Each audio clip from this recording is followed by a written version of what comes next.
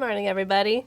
Cheers to you. Happy Wednesday. Welcome to our daily creative challenge here on Behance. Super exciting. Nor says, hi, everybody. Move your body. Yeah. Okay, I wanted to ask you all which way I should spin this morning. Sean says spin. I know, but do I go, I guess for this way, it would be clockwise or counterclockwise? Let's try it out both ways and see how it goes. All right, here we go. Clockwise. That felt right. That felt right. I don't think we even need to do counterclockwise. Let's just go with that. We've got all kinds of cool friends in the chat. We've got Gaurav, Steve, Jordan, Keita, as always. What's up? Ken, Ariana, spin to the left. Spin to the right. Is this the left? No, this would be the right for you guys. Okay, so we did it. We're good. What's up, Moeller? Be careful with that knee. Thank you. Yeah, I kept my knees tucked this morning. Didn't get too excited about it. No knee bruises. So if you are new to our daily creative challenges, we always start out with a chair spin, apparently. But we're also going to be working through a cool workflow today. This is day 7, I believe. So we've had 6 previous challenges where we've chosen different tools in Photoshop. We've worked through different workflows to come out with an awesome result. This challenge specifically is to make a poster a day. So we're going to be using gradients today to add drama to landscapes, but we're going to be then making that into a poster that kind of matches all the other posters we've been making. I know, Pamela, so sad, only 3 more days. I actually woke up this morning and I thought it was Thursday, and I thought there's only 1 more day after today, so we have even more time. Are you wearing a doctor's blouse? It looks like it, doesn't it? I actually thought it looked more like a artist's smock with my turtleneck. I felt very artsy today, but I could be a doctor. Dr. Photoshop, here ready to fix all your Photoshop issues. So if you want to learn more about the Daily Creative Challenge, you can come to behance.net/challenge/Photoshop. That's where I am right now. This is where you can find all the information you could ever need. Dr. Photoshop. All the information you could ever need.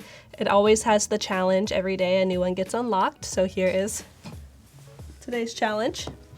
And then tomorrow they will continue to be unlocked. Whoa.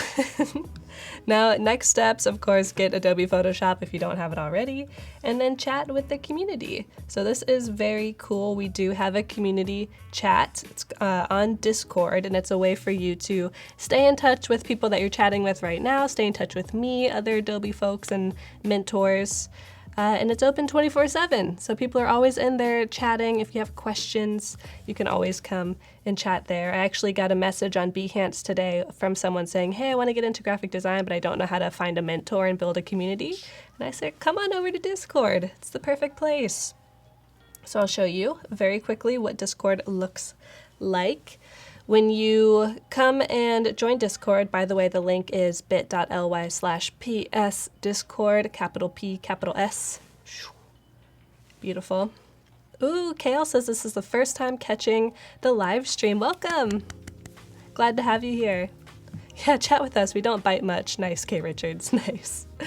So when you click that link and you make an account, you can join this server. It says Adobe Photoshop up here. It is the Adobe Photoshop channel. So you can click on all of these different channels to learn more about the challenges, about how Discord works. You can click on the welcome channel to kind of find the guidelines and then find some links and hashtags that might be helpful for you. But the place that we really hang out often is design feedback. So that's right over here. This is where you can post your poster that you work on today to get feedback. And actually in our next stream right after this, we have a graphic design stream. The designers are going to be giving feedback live during their stream from this channel. So if you want to participate in that, you'll have to upload here. So yesterday's challenge was to use the liquify filter and overlay some texture on top of photo and kind of blend it out, make it look natural. So we have some pretty cool things going on here. This is nice. You can see you use the liquify right here to make this lace look more natural with those bananas shooting through. Super natural, most realistic thing. The day before we were making hybrid kind of botanical compositions, so making new plants out of a bunch of different pieces. We used the warp tool, we used puppet warp. It was very, very cool. So yeah, you can post your work here. Oh, this is awesome, KJ. Love that. You can post your work here, get feedback. It's always helpful to ask for specific feedback. So if you're not sure about the color palette or spacing, or if you're laying out type and you're not sure about it, feel free to do that. So we're not on Twitch anymore. No, we're over here on Behance all the time. We will be live for the rest of the day, which is pretty cool. Okay, so let's actually jump into the actual challenge for today. We are going to be using gradients to add drama to landscapes. So here is the project that I'm going to be making. This landscape started like this. We added some gradients, we made it black and white, added some type, even changed the background in the sky. So it's pretty cool. This feels like a new age inspirational poster, right? It's not those lame ones you see in the doctor's office, the Dr. Photoshop's office. This is kind of new. Type heavy, very bold. I'm excited. Edward says, greetings from Orlando. Hello over there, Edward. I'm sure it's very hot right now. Phil says, you're great to listen to. Thanks, Phil. You're great to read. Okay. So let's just start from the beginning. I'm going to open a new template, start fresh. We'll go back here, grab a template. I'm using the small digital one. This is actually our challenge from day one. Let me change that out. And remember, the first thing that we do is make our body color layer a smart object by right-clicking on it and convert to smart object, and that will allow us to, when we double click on the thumbnail, jump into a new file. And then if I were to color on it, hit save, come back to my template, it would be updated. You all know the drill. If I delete this, hit save, it's gone. So it allows us to work non-destructively. All right, so let's place these mountains in here. Go to File, Place Embedded. I'm excited to see what kind of images you all use, what kind of landscapes. I definitely chose something that really warranted adding some dark gradients to it, so those snow-capped mountains really make it easy to add some gradient to it since they're white. And I'm not sure where my actual image is, so let's find that. Is this it? Maybe? I think that is. Huh? I'm not sure. Let me actually just use this one. We'll save it. A little bit of on-the-fly reorganization. There we go.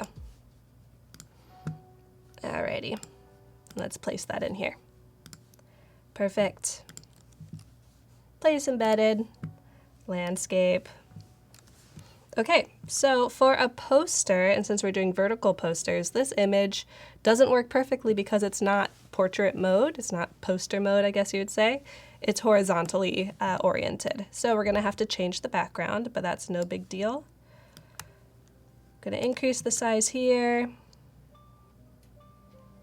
That looks about right. Maybe increase a little bit more. I want it to take about a third, or maybe a little bit more of a third than a third of this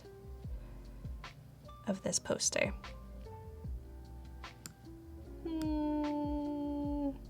Maybe half. Okay. We're going to convert this to just a normal layer, rasterize it, so that we can take away this background. So we've been using the Select and Mask workspace a lot, and we get to that by going to our quick selection or a magic wand tool, and we come up here to select and mask and go into the other workspace. But I'm just going to use quick selection today because there is a pretty stark line between here and the mountains, the sky and the mountains. So we can just use quick select and let it do the work for us. The way you do that is you just click and draw, and it's done. It's that easy. All right, I'm going to delete that. Don't need it anymore. And it didn't get these pieces at the top, so I'm just going to come in here with the eraser tool and erase those out. All right, looks cool. Now if I hit save and come back here, it is now in the template. I don't know why it is, but I still really prefer to make my own paths for selection stuff, says Michelle. Do your thing, Michelle. I'm just lazy, so I'm proud of you for putting in the effort. All right, let's place a new sky behind these mountains. Place, embedded. Here it is, it's in the right place. Yes. I'm gonna drag this up, hit return to confirm our changes. Now, since we've been playing with the layers a lot, you should be familiar with this, but to get the sky behind the mountains, we're just gonna click and drag the sky layer below the mountains. Simple. That looks pretty natural, actually. I dig it. But we do not want color imagery. We want this to be very dramatic and bold, so I'm gonna add a black and white adjustment layer. The way I'm gonna do that is come down here to our adjustment layers and choose black and white. This is pretty simple. It just converts your pixels to black and white, but keeps it on a separate adjustment layer so you can turn it on and off and come back and change it if you like to. Now over here is where you get to do some fun stuff. In the properties panel, you can change your presets. So we can kind of go through these presets and see how they change the values. I've always really liked a green filter. It looks natural, but like a little augmented. But for this one, we're gonna go even further. So we could do the high contrast red filter, makes the sky look black, like we're in Mordor or something. But let's just go normal red. Not as intense, but still pretty intense. It also does a nice job of really breaking up the image. So we have this diagonal white shape, these like kind of grayish whitish shapes in the middle, and then a larger black shape in the back. It's got some nice hierarchy. I'm actually gonna come back down here to my sky layer and use the move tool and just drag this up a little bit. Cool. All right, if I hit save, we go back to our poster template. It's in there. That looks like a National Geographic. Whoa. Did I do that on purpose? What's up, Brittany? Good to see ya. Nora says a long time ago, I learned the select only with the pen tool. Is this still a trend or must we absolutely use the new techniques? You do not absolutely have to do anything, Nora. If you like using the pen tool, you are totally welcome to. You're probably gonna get a more accurate result. It's just more labor intensive. Yes, this is like the upside down. Whoa. What if? Hear me out. What if though? Do we like it? I don't like it. I like it like this. Winter's coming. Not too soon though, Wade. Not too soon. Ishmael says, I love the black and white. Me too. We could just leave it at this. But we are going to add even more drama before we do that. Let's take a sip. Ram says, it's looking very scary. Hopefully not too scary. I actually had, Michelle says, ick, no? No upside down? Okay. I actually had a version where I had like a monster coming out here from behind the mountains, but that was actually too scary. Hello, Dee. How you doing? Okay, so we're gonna add our gradients. I'm just gonna make a new layer and we're gonna be working on that. But I wanna make sure that that layer is below our black and white so that our gradient stays black and white. Hear me out. Thanks, Dee. Appreciate it. Jordan says, I just started Stranger Things on season 2. Nice. I am on season 2 still also, Jordan, so never fear, you're not too far behind. Or maybe we can be far behind together. So let's use our gradient tool. We haven't really actually used the gradient tool much from the toolbar. We've been using it with smart shapes, but not really free gradients. So this will be exciting. So you can find it over here in the toolbar. If you don't see it, just tap G and that will illuminate the tool set, and then you can also do Shift G to cycle through the tools. So if you see the paint bucket, for example, Shift G, you'll cycle through them all. All right, now we're just gonna do a black to transparent gradient.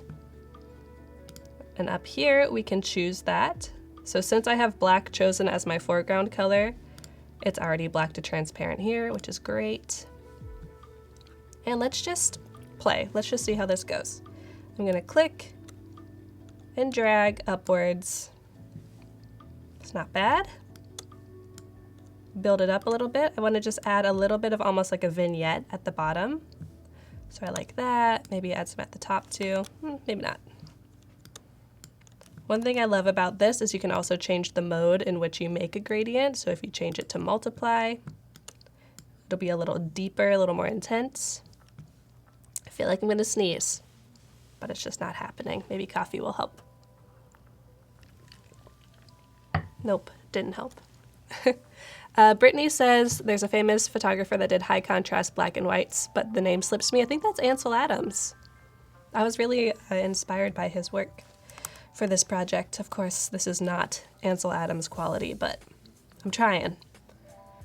Okay, so we just added some simple gradients to the bottom, but that's nothing too special. Let's get a little more specific with our gradients. So I really want to make some darks darker where we see these edges happen in the mountains. So I want to make this shadow darker to really add some depth and make it look like those deep shadows are really deep crevices or crevasses. What's up, Jason? Eco, hello, hello. Samuel? Yes, Ansel Adams. Alrighty, so the way that I'm gonna do this is I'm just gonna use quick select again. I'm gonna make sure that landscape is chosen because I want to be grabbing pixels from my landscape. I'm gonna come back up here to quick selection mode. I could even turn off my gradients to make it easier to see. And I'm just gonna kind of draw in here and hope it selects what I want it to select. And it did. Surprise, surprise, Photoshop. You've done it again. Okay, so we have a nice little chunk here selected. Let's go back to gradients. And since this is selected, when I draw my gradient in, I'm gonna draw it at a bit of an angle this time, it will just add depth within the selection. If you want your gradients to be a little more subtle, you can start your path further down. So then you can build up slowly. If I start here and draw out here, it's gonna be pretty much all black. All right. You can always come over here too and play with your blend modes of the actual gradient layer if things are looking too intense or not intense enough. Okay, let's do another selection. So we're back on quick selection tool. And I'm gonna select this mountain back here. Oh, and I am in my gradients layer, so it's not working. I need to select landscape. So we're picking the pixels from the landscape. And to erase from your selection, I'm just holding Option while I draw. Okay, looks good. Back to gradients, back to the gradient tool. Add a little depth back here. Gotta be careful not to get too close to that selection line or there will be a harsh line of gradient. All right. And I think that looks pretty good. Maybe I'll add just a little bit more. How do you ensure that each gradient added accumulates rather than replacing the previous one? Nor if you are working on a new layer and just using the gradient tool, it's almost like using the brush tool but with a gradient. So you can build it on top of each other. It won't replace. It's not like you're adding a gradient filter and then replacing it with another filter. All right, I'm gonna select this area. And let's see what it looks like if I add a gradient here. Kind of breaks apart the scene a little bit. That's a little too much. All right, so we went from this to this to this. Nice. It almost has a graphic, surreal quality because these gradients are a little obvious. The edges are kind of hard, but I like that. It looks like it has been edited, which I like. Alrighty, so let's finish up by adding a little bit of a shape over here. Our ellipse tool, I'm gonna grab that, hold shift, draw. Always like to add a little bit of a graphic element to more photographic works. Sue me. I like graphics. Alrighty, I'm gonna move that. And maybe we want it to be behind the mountains. So I'm just gonna drag this behind the mountain layer so it's kind of peeking over. Maybe it can be over here where the sky is a little bit lighter. Nice. If we save that, this is looking cool. Now you'll notice in my finished version, I did add a little bit of type. We did this a little bit in the cut paper workflow, where I did different type layers for every letter and then kind of got to move them around in this up and down motion to make it look a little more organic.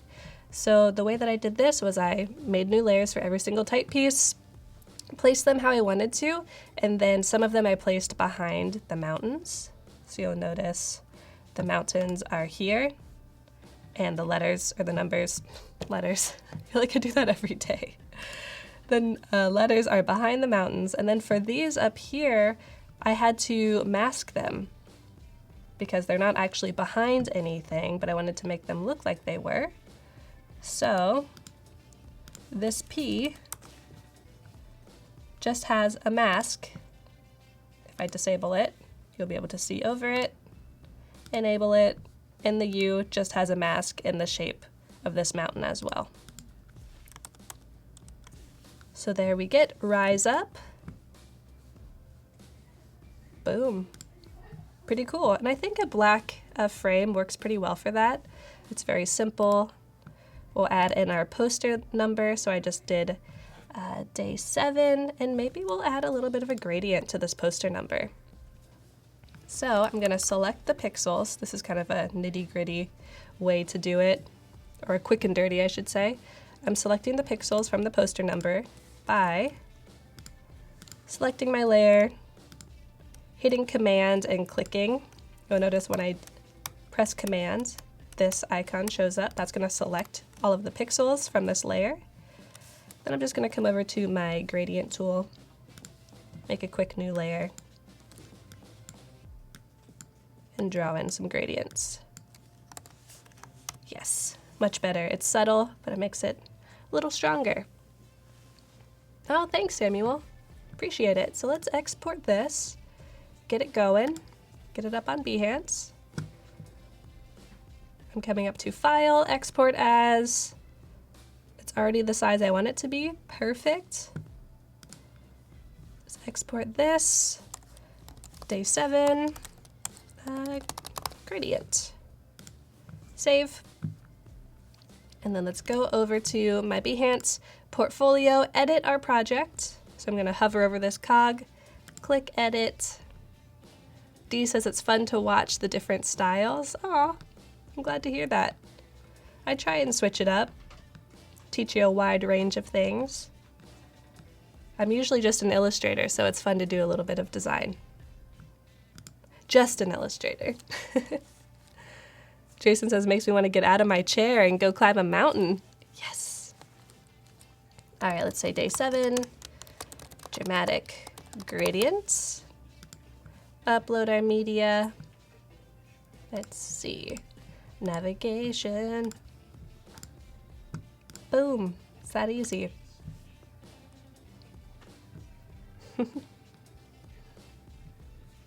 Cool. So we have our project, day 7. We're going to make sure in our settings we have discoverability keywords set to PS Daily Challenge so that when we use the search bar in Behance, we can find everyone's work. So like I said, if you want your gradient poster to be reviewed in the next hour and a half, we're going to have awesome designers coming up next for Adobe Live, and they're going to be doing some reviews. So yes, schedule. Perfect. After me, we've got Amanda and Julia coming up to do some cool graphic design. After that, Howard is going to be doing his daily creative challenge for XD. So if you like this quick workflow kind of live stream, Howard will be doing that for experience design and screen design, web design, all that good stuff. And then Arsha will be finishing up the day with more XD goodness. So stick around. I will be back tomorrow at 9 a.m. for day 8.